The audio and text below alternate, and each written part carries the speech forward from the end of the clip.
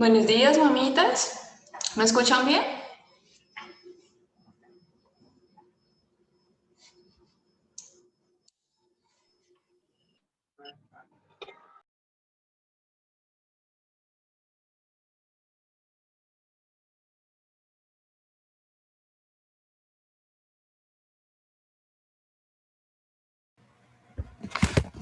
Sí, Luisa, se escucha perfecto. Vale.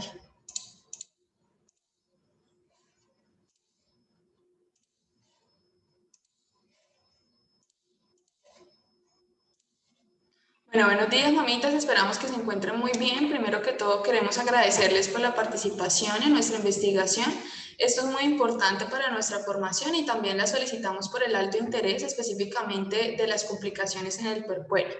Nosotros somos un grupo de investigación de 2 estudiantes cursando noveno semestre en la Universidad de Pamplona. 4 estaremos a cargo en la charla del día de hoy.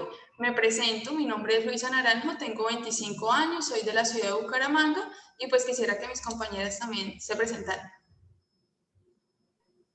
Buenos días, mamitas. Mi nombre es Emily Páez, tengo 21 años y soy de la ciudad de Pamplona.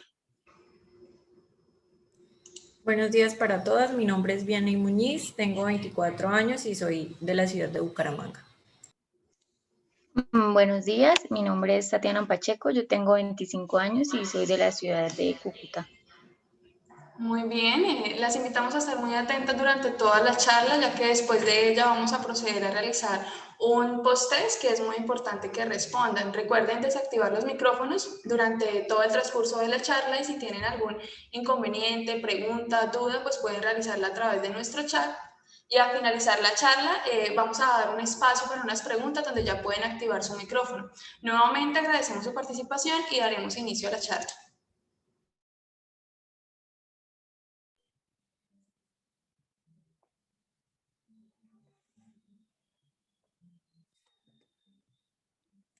Bueno, mamitas, entonces como primera medida vamos a hablar acerca de qué es el puerperio. Entonces el puerperio es ese periodo que viene después del parto, es decir, el periodo que viene después de que ustedes tienen a su bebé, en el cual el cuerpo materno en cada uno de sus cuerpos se prepara primero para instaurar la lactancia materna y poder darle pues leche a su bebé, y segundo, en donde todos los cambios que sufrió su cuerpo durante el embarazo para poder tener a ese bebé vuelven a su estado de no embarazados. Es decir, por ejemplo, durante el embarazo el útero aumenta en gran medida su tamaño para poder alojar al bebé. Entonces, durante el puerperio el útero vuelve a su tamaño normal y pues recupera sus funciones normales.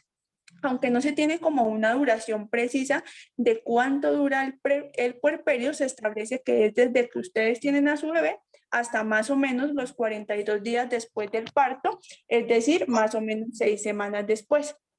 ¿Cuáles son las citas que deben asignarles y a las que ustedes deben asistir tanto en su embarazo como en su posparto? Entonces, primero tenemos la cita de control prenatal, que es aquella que se les asigna cuando se enteran que están embarazadas, en la cual se realizan una serie de exámenes para saber su salud y la de su bebé.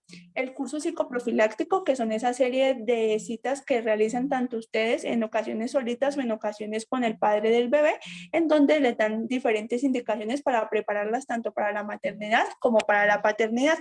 Tenemos en tercera instancia la cita que se les da o la asesoría que se les da durante el trabajo de parto, en el caso de aquellas que lo tengan vía vaginal o cuando aquellas mamitas que necesiten cesárea.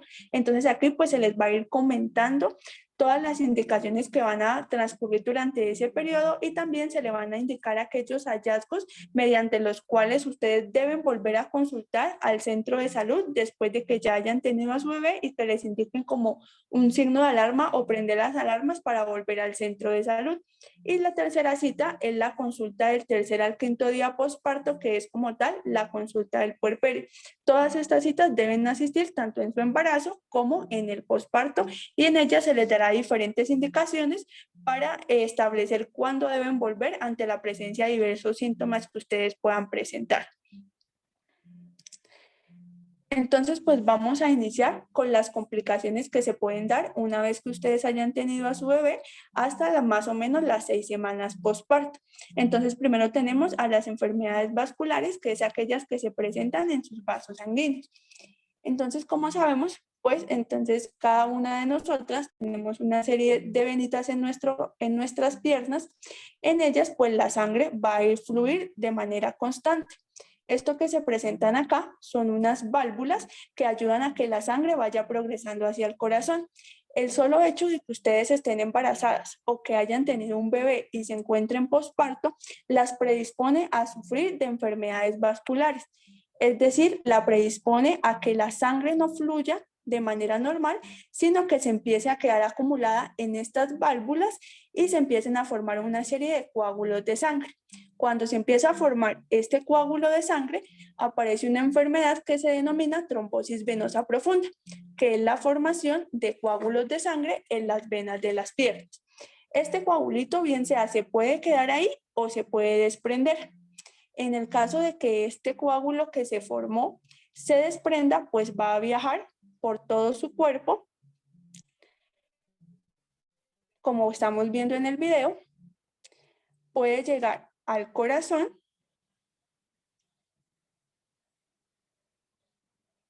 y alojarse en el pulmón. Una vez que se aloje en el pulmón, ya vamos a estar hablando de otra enfermedad que se llama tromboembolismo pulmonar. Cuando el coágulo se queda en la pierna, hablamos de trombosis venosa profunda, pero cuando el coágulo está en el corazón, en el pulmón, perdón, hablamos de tromboembolismo pulmonar. Ustedes dirán, pero ¿por qué yo debo saber esto?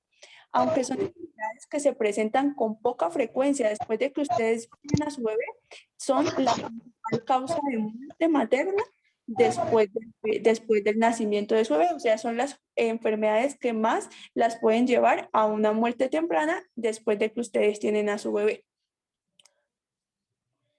Entonces, ¿qué factores de riesgo o qué condiciones que ustedes tengan tanto en su embarazo o antes de su embarazo las pueden predisponer en su posparto a sufrir de estas dos enfermedades? Entonces, primero tenemos a la trombofilia, que es una enfermedad o que son aquellas condiciones hereditarias genéticas que las van a predisponer a sufrir tanto de trombosis venosa profunda, que como dijimos es la formación de coágulos en las venas de las piernas, o tromboembolismo pulmonar, que es cuando ese coágulo llega al pulmón. Que tengan un evento tromboembólico previo, es decir, que alguna de ustedes haya sufrido alguna de estas dos enfermedades, tanto antes de su embarazo o en el embarazo. Que tengan obesidad, es decir, un índice de masa corporal mayor a 30. ¿Cómo se saca este numerito mayor a 30?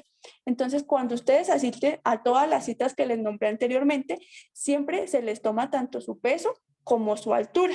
Entonces, dividiendo esos dos valores es que tenemos el índice de masa corporal.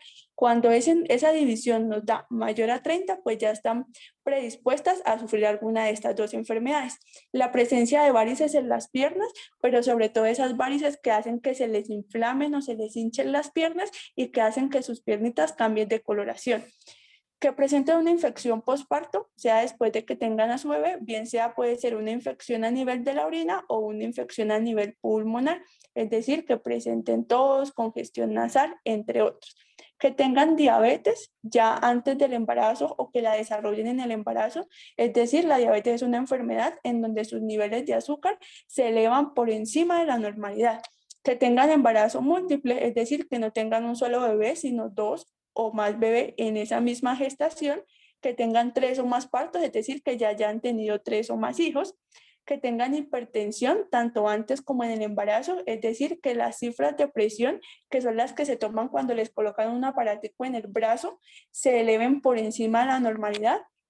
Aquellas mamitas que fuman, la que presenta un sangrado excesivo después del parto, las que tengan un parto pretérmino, es decir, aquellas mamitas que tengan bebés por debajo de las 37 semanas de la gestación, aquellas mamitas que sean intervenidas por cesárea, aquellas mamitas en donde reciban transfusiones de sangre mayor a 2 unidades, es decir, que les coloquen más de 2 bolsitas de sangre, aquellas con una edad mayor a 35 años y aquellas con un viaje mayor a 4 horas o el reposo prolongado.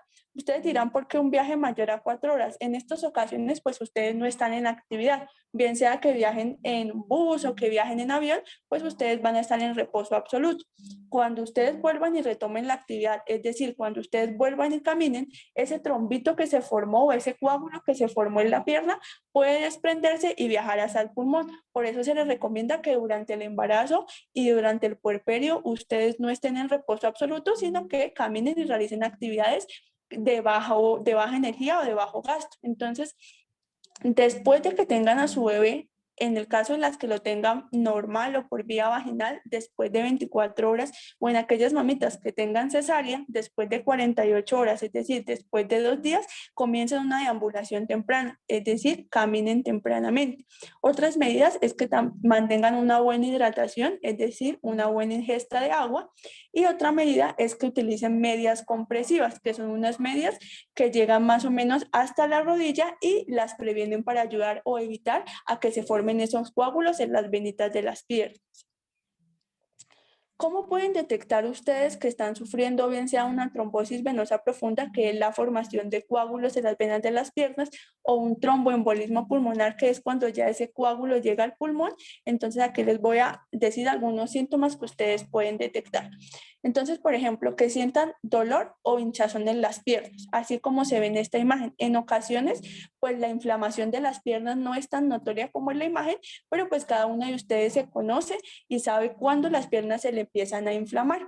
También en ocasiones una pierna se les inflama más que la otra. Entonces en esos casos ustedes los que pueden hacer es con 1 metro se pueden tomar la medida de la circunferencia de la pierna y pues ahí van sabiendo si se les siguen inflamando las piernas.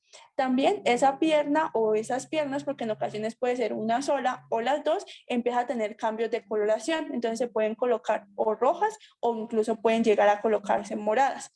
Calor, es decir, que cuando ustedes se tocan la pierna, la sienten muy caliente y además al presionarla empiezan a sentir dolor.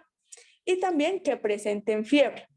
Cuando presentan fiebre, no es solamente que ustedes digan, ay, me siento caliente la frente y por eso ya tengo fiebre. Por eso se les recomienda que cada una tenga un termómetro en su casa, bien se hace que se colocan debajo de la axila o los digitales que están actualmente, ustedes se toman la temperatura. Si la temperatura les da mayor a 38 grados centígrados durante 2 días seguidos, es decir, se la toman hoy y mañana vuelve y la tienen elevada, y esas elevaciones durante esos 2 días se presentan entre su segundo y su 10º día posparto, denominamos que tienen fiebre en este periodo. Entonces recuerden, mayor a 38 grados durante 2 días seguidos y de 2 a 10 días después de que hayan tenido a su bebé. Con la sola presencia de fiebre o dolor o hinchazón en las piernas, ustedes inmediatamente deben acudir a su centro de salud porque son indicadores de trombosis venosa profunda. La fiebre y el dolor o hinchazón en las piernas se consideran signos de alarma para que ustedes asistan inmediatamente al centro de salud. En cuanto al tromboembolismo pulmonar, que recuerden es cuando ya el coagulito de sangre se encuentra en el pulmón, esto lo que hace es que no deja pasar el sangre al resto del pulmón, entonces ustedes no pueden recibir suficientemente oxígeno. ¿Por qué se va a caracterizar el tromboembolismo pulmonar? Es en aquellos casos en que ustedes están caminando por la casa o están haciendo café o haciendo cualquier actividad y de un momento a otro sienten que les falta el aire. Se quedan sin respiración y empiezan a respirar como agitadas para poder intentar tomar aire. Ese es un signo o un síntoma de tromboembolismo pulmonar. El segundo caso es que ustedes igual estén tranquilas, normal, y les dé un dolor en un costado del pecho que las haga adoptar como una posición como esta que se ve en la imagen, como para proteger el dolor. Estos dos síntomas, tanto dificultad para respirar como dolores del pecho, se presentan de un momento a otro, es decir, de forma súbita. Son como los más característicos para que ustedes piensen que están ante un tromboembolismo pulmonar.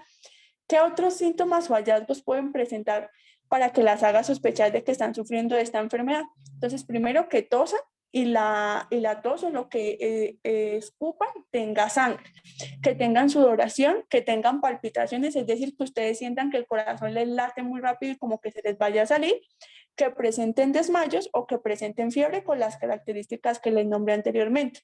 Mayor de 38 grados centígrados durante 2 días y entre el segundo y 10º día de haber tenido a su bebé. Con la sola presencia de fiebre o dolor o dificultad para respirar de manera súbita, deben irse al centro de salud o al centro de urgencias para ser atendidas. La presencia de solo esos dos ya los hace prender las alarmas y asistir inmediatamente al puesto de salud. ¿Qué otra enfermedad podemos tener durante este periodo? Entonces tenemos la hipertensión, la preeclampsia o la eclampsia. Ustedes durante todo el embarazo y en todas las consultas que asistieron debieron pues tomarle la atención en cada una de esas consultas. ¿Cuándo decimos que una mujer se encuentra hipertensa? Cuando le toman la atención y encuentran una cifra mayor de 140/90. Entonces ustedes llegan a su cita normal de control, el médico les toma la atención, primero las deja como en reposo unos 10 minuticos, les toma la atención y les sale este valor, mayor de 140/90. Después de eso tienen que dejarlas unas 4 a 6 horas para volverle a tomar la atención. Si en esa segunda toma volvió y salió a 140/90, pues ya decimos que ustedes tienen una hipertensión, bien sea en el embarazo o en el posparto. Cuando esa hipertensión viene acompañada de una afectación de cualquiera de sus órganos, bien sea el cerebro, bien sea el riñón, bien sea el hígado, ya vamos a hablar de preeclampsia. Y cuando ustedes presenten una convulsión en su embarazo o en su posparto, hablamos de eclampsia. Entonces, ¿qué síntomas en el posparto les pueden indicar a ustedes que están propensas a sufrir una preeclampsia? Entonces, que tengan un dolor de cabeza muy fuerte que esté a nivel de toda la cabeza. Es como si ustedes se colocaran un casco de una moto y les doliera toda la parte donde se colocan ese casco. Segundo, que empiecen a tener alteraciones en la visión. Entonces, que tengan, por ejemplo, visión borrosa, que cuando miren vean como punticos dentro de su visión o vean como estrellas. Tercero, que tengan un dolor en la boca del estómago, es decir, aquí como en la parte más alta del abdomen. Tercero, que empiecen a sentir como pitos o zumbidos en el oído. O cuarto, que ya presenten una convulsión.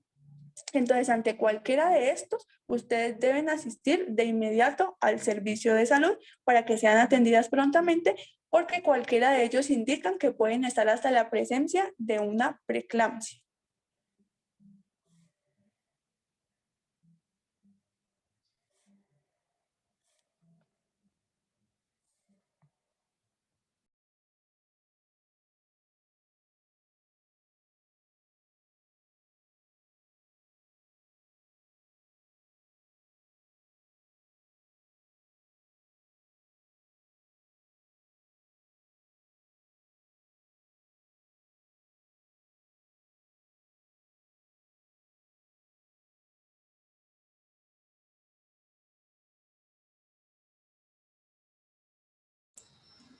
Bueno, entonces ahora vamos a hablar de lo que vienen siendo las patologías relacionadas con los senos, las patologías mamarias.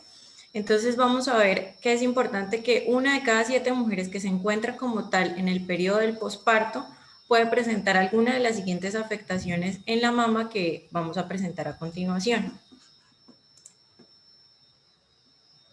Entonces, en cuanto a la lactancia materna, vamos a ver que la leche materna es el alimento más adecuado y que es natural para el bebé durante los primeros 6 meses de vida y proporciona como tal los nutrientes necesarios para el adecuado crecimiento y desarrollo. Entonces, hay 2 componentes importantes. La lactancia materna exclusiva, que viene siendo cuando se le da al bebé leche, solamente leche, sin agua, sin alimentos, solo la lechecita que él necesita. Eso se va a hacer durante los primeros 6 meses. Y posterior a esto encontramos lo que viene siendo la lactancia materna complementaria, que viene siendo cuando ya se le introduce como tal al bebé los diversos alimentos que se le van a ir presentando poco a poco, y esta lactancia acompañada de esa alimentación puede ir hasta los 2 años de edad. ¿Qué podemos evidenciar? Que durante todo este proceso de lactancia materna, ustedes pueden presentar algunas complicaciones que se pueden ir presentando progresivamente y que si no se cuidan y que si no se detectan a tiempo pueden evolucionar en algo que se conoce como mastitis. Entonces, vamos a ver 4 patologías principales. Entre esas tenemos grietas en los pezones, mastitis, congestión o ingurgitación mamaria o de los senos y obstrucción en algún conducto por el cual pues sale la leche. Entonces, tenemos como tal lo que viene siendo la congestión mamaria o la ingurgitación. Esto hace referencia a la acumulación excesiva y dolorosa como tal de leche dentro de los senos Esto se puede presentar generalmente dentro del tercer y quinto día después de haber tenido el bebé. Se caracteriza porque las mamas o los senos se van a inflamar, se ponen duras y en algunas ocasiones por la inflamación que es tan grande, los pezones se pueden aplanar. Como podemos ver ahí en la imagen, esta es como tal la representación gráfica de lo que viene siendo un seno congestionado, en donde se acumula como tal la secreción de leche. ¿Qué prevención y métodos para prevenir y cuidados podemos tener? Entonces, lo más importante para todas estas patologías es el inicio precoz de la lactancia materna. Como les dicen a ustedes, pues como tal en los centros de salud en donde tienen los bebés, es importante que una vez el bebé nazca, se inicie como tal el proceso de lactancia materna para que se puedan evitar estas complicaciones y el bebé pues empiece a alimentar. También es importante amamantar frecuentemente, es lo que conocemos como amamantar a libre demanda, a medida que el bebé vaya necesitando su alimentación. Entonces ustedes pues a medida que va pasando el tiempo van conociendo los horarios a los que él pues se va despertando para comer, cada vez que él vaya necesitando alimentación. Entonces en ese caso vamos cada vez que el bebé lo requiere, cada vez que lo necesite, vamos a amamantar a libre demanda. Adicional a esto es importante tener una técnica adecuada de lactancia materna, ya que muchas de estas patologías se presentan por eso, por la falta de conocimiento en esta técnica o porque en algunas ocasiones no realizamos las cosas como deberían realizarse. Adicional a esto se pueden implementar paños con agua tibia, colocarlas en la zona para que disminuya el dolor y vaya cediendo un poco la inflamación con el tiempo. También se pueden realizar masajes manuales suaves en cuanto a la mama para ir disminuyendo como tal esa presión que se va generando en los conductos y en las glándulas para lograr disminuir la inflamación y que vaya saliendo la leche. Adicional a esto, pues es importante la extracción de la leche para que no se llene como tal tanto el seno de toda la leche que se va acumulando cuando el bebé pues de pronto no esté succionando completamente. Entonces es importante la extracción de la leche, ya sea manual o algunas veces se pueden utilizar bombas de extracción de la leche. Sin embargo, lo que más se recomienda pues es la extracción manual. Ahora pasamos a lo que vienen siendo las fisuras o las grietas en los pezones. ¿Y por qué se producen estas fisuras o grietas? Generalmente van a ser por problemas en el agarre. Al momento en el que el bebé no se coloca bien al momento de succionar, esto puede generar lo que se conocen como grietas o fisuras. Adicional a esto, los niños que de pronto tengan frenillo lingual corto, cuando los bebés muerden los pezones, o el mal acople también con el sacaleche, con la bomba de extracción, puede ocasionar como tal estas fisuras. Entonces, como les digo, lo más importante en esto y la principal causa de grietas o fisuras en el pezón va a ser una mala técnica en lactancia y un mal agarre del bebé con el seno. Entonces, es importante, ya que esta es la primera causa de generar esta patología, es importante decir que se van a prevenir y se van a curar a medida de que la mamita va corrigiendo su postura y va mejorando el bebé el agarre del seno al momento de amamantar. Entonces, otras recomendaciones que podemos tener en cuenta es mantener seco el pezón entre las diferentes tomas. La parte de la higiene es muy importante, ya que con esto pues vamos a prevenir lo que vienen siendo posteriormente infecciones, ya que a medida de que se van generando grietas y fisuras, pues como sabemos se van rompiendo las barreras de la piel y esto facilita que diversos microorganismos como bacterias o hongos se puedan meter por esas fisuras y puedan generar lo que se conoce más adelante como una infección o mastitis. Adicional a esto, pues cuando las mamitas presentan estas grietas o fisuras o alguna lesión en un seno, es importante que se inicie la lactancia o el proceso de succión por la otra mama, para que se vaya generando, pues primero para que sea más cómodo para ustedes, para que sea más doloroso y ya finalmente cuando el bebé pues succiona toda la leche de esa mama, entonces ya se puede pasar como tal a la otra mama.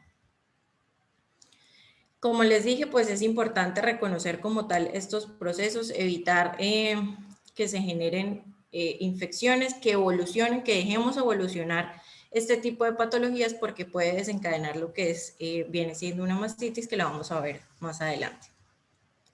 Otra patología que podemos tener entonces viene siendo lo que es la obstrucción de los conductos por los cuales pues va a salir la leche. Esta se va a caracterizar por la inflamación de uno de los senos. ¿Cómo podemos reconocerla? Porque generalmente se va a ver un bulto, o sea, podemos sentir un bulto durante la lactancia, que puede sentirse caliente y que puede ser doloroso. Entonces, ¿por qué se puede presentar esta patología como tal? Por lo que vendría siendo anteriormente la congestión mamaria, que se va acumulando leche, que no vamos drenando como tal los senos para que toda esa leche que tenemos salga, porque los bebés no logren succionar toda la leche y entonces las tomas de ellos, las amamantadas para los bebés, sean de muy corta duración y los bebés no alcancen a succionar toda la leche que se encuentra como tal en estas glándulas. Adicional a esto, que la frecuencia sea muy variada, entonces que dejemos mucho tiempo entre las tomas, esto puede generar que la leche se quede estancada y posteriormente se vaya presentando pues la obstrucción como tal de cada conducto. También es importante no saltarse las tomas porque esto aumenta el tiempo en el que el bebé no está succionando la leche y la leche no se está drenando, por lo cual al acumularse pues va a generar estas inflamaciones, estas congestiones y posteriormente la obstrucción.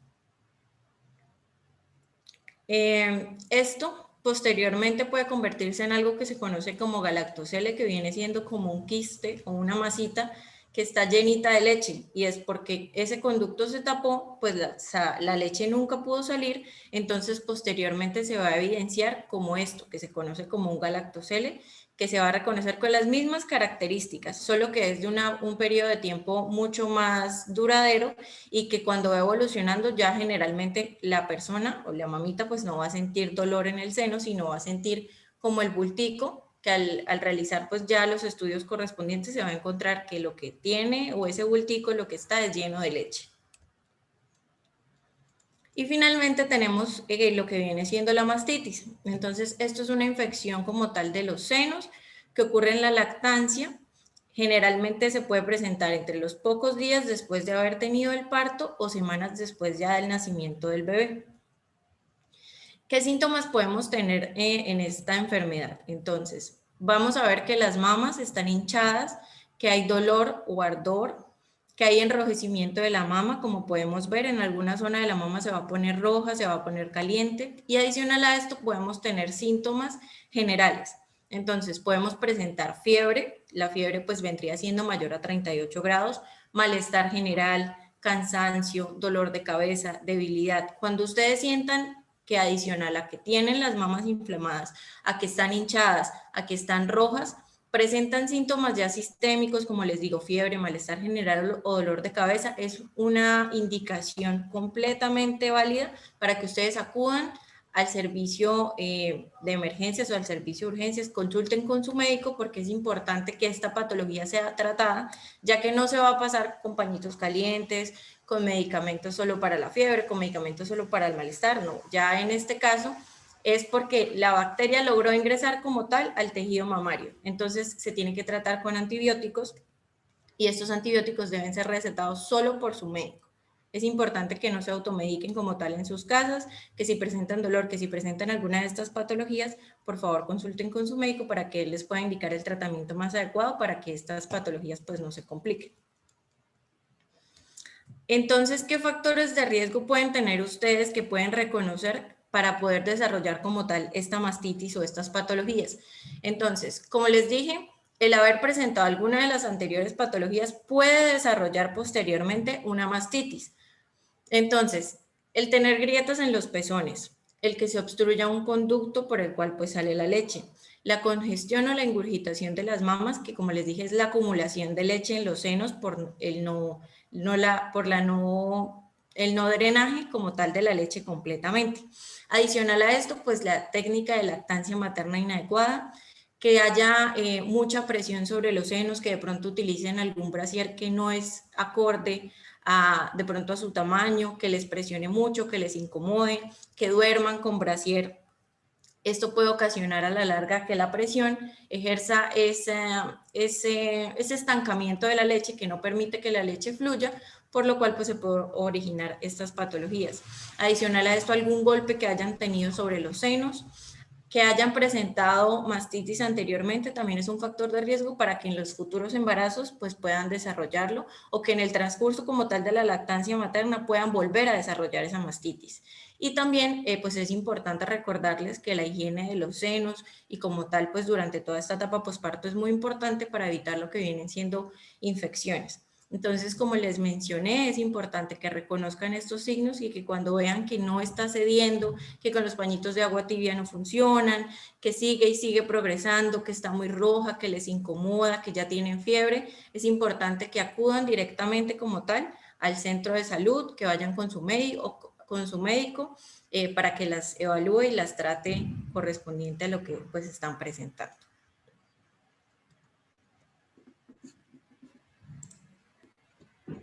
Bueno, entonces ya para hablar de otras patologías, esas van a estar asociadas al útero.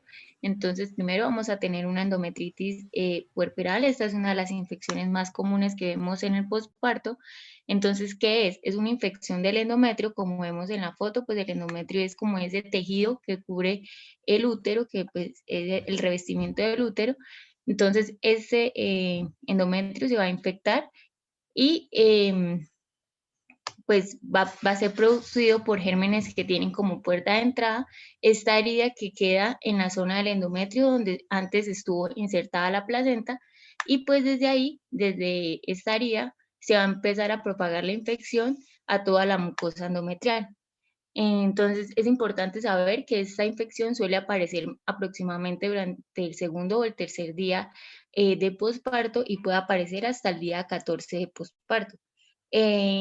Anteriormente esta enfermedad se conocía como fiebre puerperal, pues ya que es como la causa más frecuente en que las puérperas o ustedes mamitas pues después del parto van a tener fiebre, entonces por eso era que se conocía como fiebre puerperal.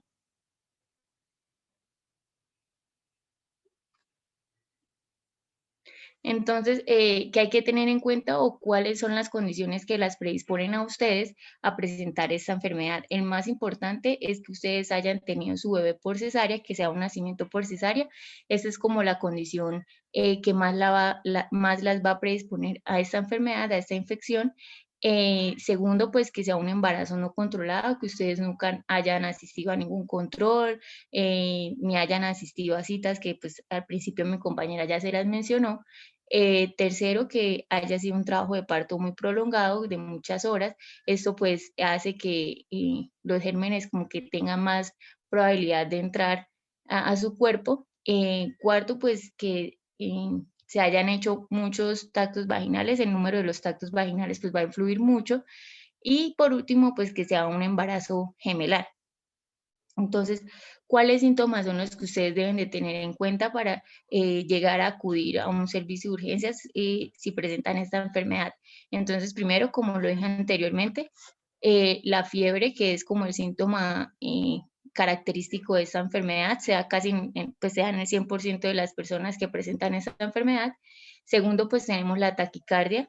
Tercero, los loquios fétidos, que pues los loquios van a ser como esa sangre que ustedes van a expulsar en los días después del posparto, se le denomina loquios, entonces que esa sangre empiece a oler a feo.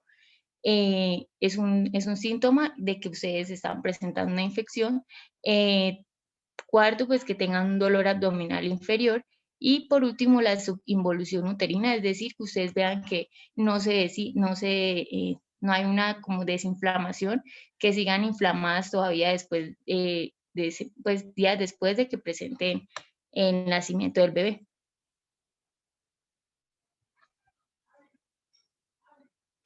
Como otra patología del útero tenemos una hemorragia postparto. Esta pues se denomina como la pérdida de sangre de 500 mililitros o 1000 mililitros, mayor a estos pues acompañado de síntomas o signos de hipovolemia, que pues, más adelante se los diré. Y esta puede ser hemorragia postparto inmediato, que sea 24 horas posteriores a que ustedes hayan pues presentado el parto, o días después, que pues sería una hemorragia postparto tardía. Entonces hay varias causas de estas hemorragias. La más frecuente que se da es la atonía uterina, que pues esta va a ser la incapacidad del útero para contraerse de manera apropiada pues después de que haya ocurrido el parto, o la cesárea, que esto va a impedir que se realice una homeostasis fisiológica. ¿Qué otras causas de hemorragia postparto podemos ver? Primero, pues un trauma. Ustedes como mamitas que de pronto tengan un accidente después, que se caigan o algo así, que sufran de algún trauma, esto puede ser una causa de hemorragia postparto, también que se les quede algún tejido, de pronto restos de placenta o algo, entonces también las va a predisponer para que tengan hemorragia, o que tengan una patología a base de coagulación, pues ya como mi compañera al principio se los explicó. Entonces, pero la causa más frecuente pues es la atonía uterina. Como síntomas tenemos pues primero un sangrado incontrolable. Aquí pues no hay como una manera de medir cuántos mililitros de sangre se va a perder, entonces ustedes lo pueden como estar revisando las toallas higiénicas, cada cuánto se las cambian, si ven que es muy abundante su sangrado, esto pues es como un signo de alerta que ustedes deben de tener en cuenta. Segundo, que ustedes presenten taquicardia o palpitaciones, esto también pues es un signo de que están perdiendo mucha sangre. Y tercero, que presenten palidez o que estén presentando muchos mareos.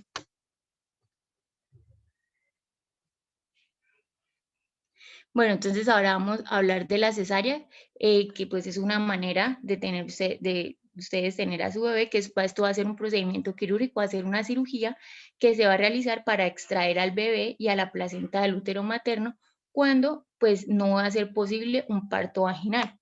Entonces, ¿por qué realizamos este procedimiento? Entonces, hay muchas razones por las cuales pues, las mujeres necesitan una cesárea en lugar de un parto vaginal.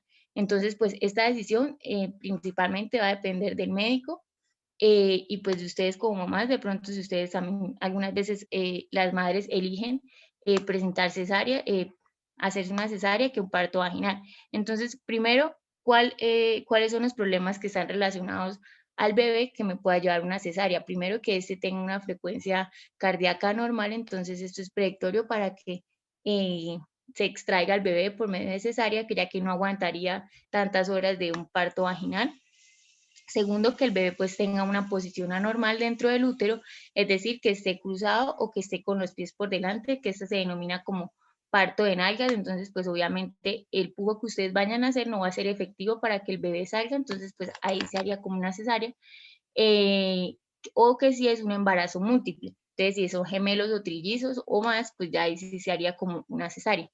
¿Qué problemas relacionados con la madre debemos tener en cuenta? Primero, pues que hay una infección activa que en el momento del parto, pues cuando el bebé pase por el canal vaginal, ustedes lo puedan infectar a él, entonces aquí pues se haría una cesárea. Que ustedes hayan tenido cesáreas previas, esto también pues hace que ustedes en el momento del parto pues tengan cesárea o que tengan una cirugía uterina previa. Entonces, pues, ¿cuáles son los riesgos o las complicaciones que ustedes pueden tener al momento de realizarse la cesárea? Pues estas en realidad van a ser muy bajas, sin embargo, pues siempre van a existir riesgos en toda cirugía. Primero, pues que presenten una infección en la vejiga o en el útero, que presenten hemorragias, que pues en promedio van a ser más altas, que tengan coágulos de sangre, que haya una lesión quirúrgica. De pronto en el momento del parto, de la cirugía, el médico por accidente tenga una lesión, pero pues esto ocurre muy pocas veces y hay mayor riesgo de hay mayor riesgo de que ustedes presenten en embarazos futuros, infecciones o cosas de esto. Entonces, ¿qué cuidados se deben de tener? Después de esta cirugía, primero tener en cuenta que no se debe hacer un esfuerzo físico, el peso que ustedes deben de cargar no debe ser superior pues al de su bebé, ese es como el único peso que ustedes pueden cargar durante este periodo de posparto, no hacer ejercicio, no tratar de no correr, de no alzar cosas pesadas, ni nada de eso. Segundo, pues mantener el área de la incisión limpia, esto es muy importante porque pues esto hace que cuando ustedes sean tengan un buen aseo, una buena higiene, pues no va a hacer que ustedes puedan tener unas infecciones. Entonces es muy importante, con agua y jabón no se deben frotar la herida, simplemente pues dejar que el agua corra y lavarse con agua y jabón, no aplicarse hierbas ni nada de eso. Y por último, pues usar fajas, ya que esto más que estéticamente sirve para que tenga un mayor soporte la herida al realizar ustedes movimientos. Entonces esto le ayuda como a soportar la herida quirúrgica para que ustedes puedan alzar a su bebé cómodamente o para que puedan levantarse o sentarse, etcétera, pues realizar movimientos bruscos. Entonces, ¿qué deben tener en cuenta para ustedes acudir al centro de urgencias? Primero, pues que la incisión esté infectada, que ustedes la vean roja, la vean inflamada o que vean que le estén saliendo alguna secreción por la incisión. Ustedes deben de una vez asistir al servicio de urgencias. 2, si ustedes tienen fiebre, ya mi compañera al principio les explicó que son 2 tomas de mayor de 38 grados. 3, que tengan un sangre abundante, esto ya también se los dije. Ustedes deben medir más o menos cada cuánto se están cambiando la toalla. Y por último, que se siente que el dolor empeora, que sea un dolor que ustedes ni con acetaminofén puedan calmar, entonces ya ahí sí deben acudir al servicio de urgencias.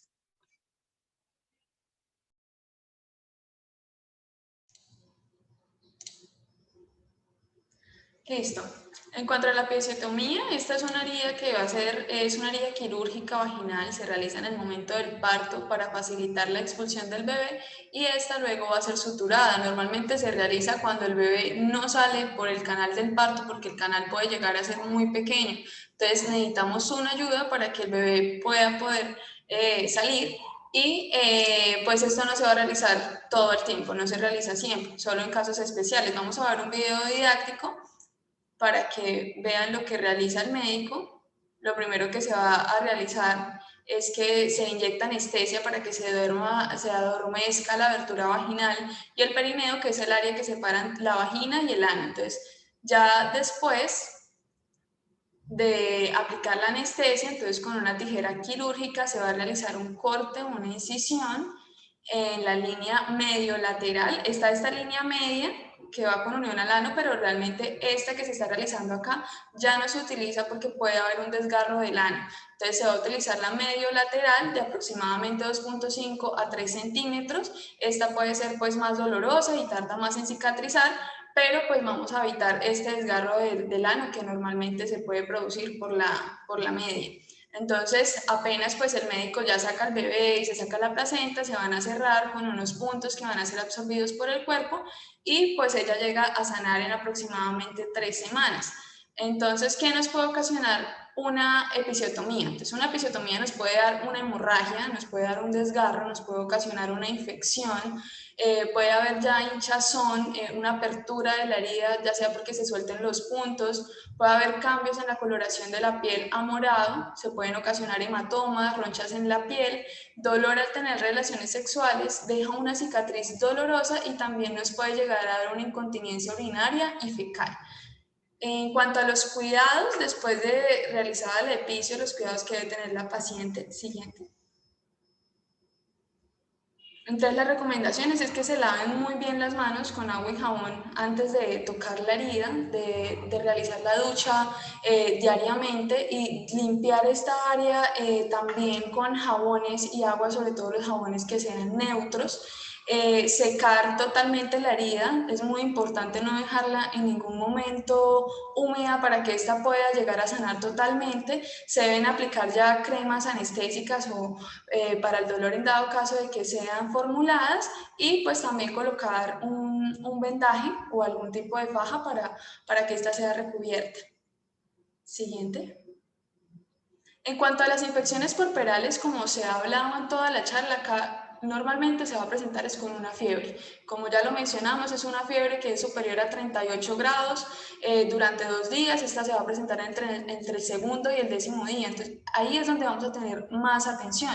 Las causas van a ser genitales y no genitales. Entonces, cuando son genitales, pues puede ser la endometritis, que ya se habló, que es esta infección del endometrio, de la mucosa que recubre el útero. Entonces, se presenta con la fiebre, el mal estado general, un dolor en el estómago, los loquios malolientes. También puede ser una infección ya sea por la episiotomía que acabamos de hablar o por una herida de cesárea, entonces que ya se presente una hinchazón, que esté rojo, que puedan supurar o botar algunas secreciones que no son normales, que generen dolor.